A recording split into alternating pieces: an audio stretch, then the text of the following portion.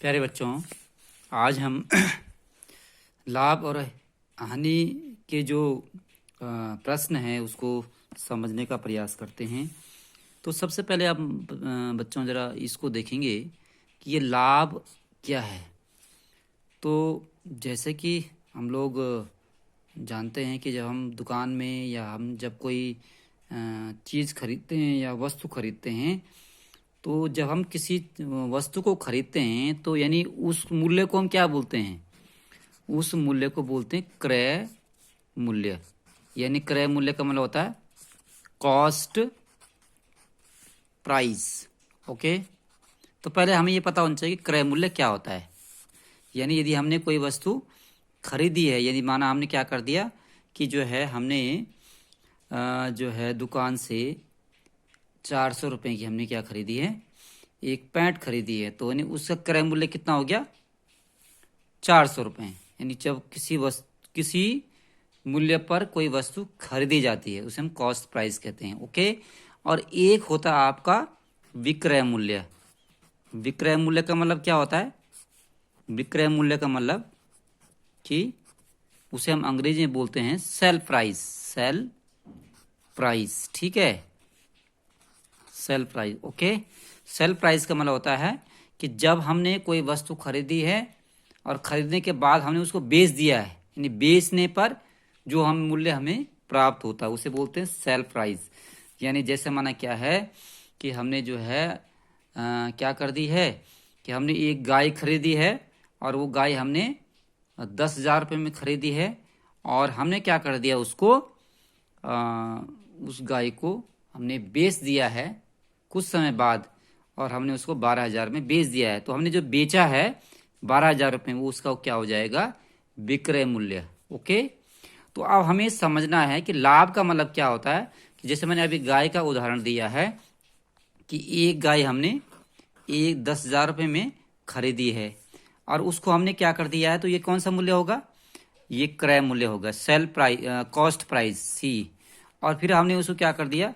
बेच दिया। उसको कितने बेच दिया? हमने उसको 12,000 में बेच दिया।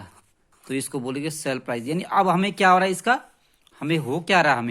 हमें इसका क्या हो रहा है? प्रॉफिट हो रहा है। ओके, यानी हमें लाभ हो रहा है। तो ये लाभ हो गया है ना, क्योंकि जब हमने विक्रय मूल्य जब ज्यादा होगा तो लाभ होगा। ओके, तो लाभ कितने का हुआ? तो लाभ कितने का हुआ? यानी लाभ हमारे पास कितने का? 2,000 का लाभ हुआ ना। तो विक्रय मूल्य से क्रय मूल्य घटाना पड़ेगा। विक्रय मूल्य ऋण क्रय मूल्य, ठीक है। तो विक्रय मूल्य कितना है? 12,000 रुपये और क्रय मूल्य कितना है? 10,000 रुपये। तो यानी क्या हो जाएगा आपका? 2,000 रुपये का आपको प्रॉफिट होगा, यानी प्रॉफिट, ठीक है। तो ये हमारे पास क्या है कि हमें ये समझना है कि लाभ क्या चीज होती है। यानी जब किसी वस्तु को खरीदते हैं और उसका विक्रय मूल्य जब ज्यादा होता है तो हमें उसमें लाभ होता है। अब लाभ परसेंट बराबर क्या होता है? लाभ तो हमें 2,000 रुपये हो गया। अब लाभ प्रतिशत क्या होगा? तो प्रतिशत मैंने तुम्हें पहले बताया है। तो एक फॉर्मूला होता है, लाभ कितने का लाभ हुआ? 2,000, किंतु लाभ परसेंट कितना है? प्रतिशत का मतलब प्रति 100 पे कितने का लाभ होगा? तो लाभ परसेंट बराबर, तो इसको हम ऐसा भी कर सकते हैं, लाभ बटे क्रय मूल्य गुणा गया 100 के। तो लाभ कितना है हमारे पास? लाभ हमें 2,000 रुपये का हुआ और क्रय मूल्य मतलब हमने कितने में खरीदा उसको? 10,000 रुपये में खरीदा था और गुणा गया 100। अब इसको कैसे करते हैं? 100 और बटे 1 भी लिख सकते हैं इसको, क्योंकि बटे में कुछ नहीं तो यहाँ 1 भी लिख सकते हैं। अब इसका तरीका होता है, मैंने आपको स्कूल में ही बताया था पिछली बार जब जो है आपको मैंने प्रतिशत बताया था, तो इस तरीके से। तो अब ये कितने जीरो है? 1 2 1 2, ठीक है। अब 1 2 0, 1 2 और 1 2। अब हमारे पास कितना बचा? ऊपर 20 और यहाँ 1, मतलब 20 का गुणा 1 के साथ 20 ही कम 20, और नीचे हमारे पास 1 1 जा 1। तो यानी कितना हो गया?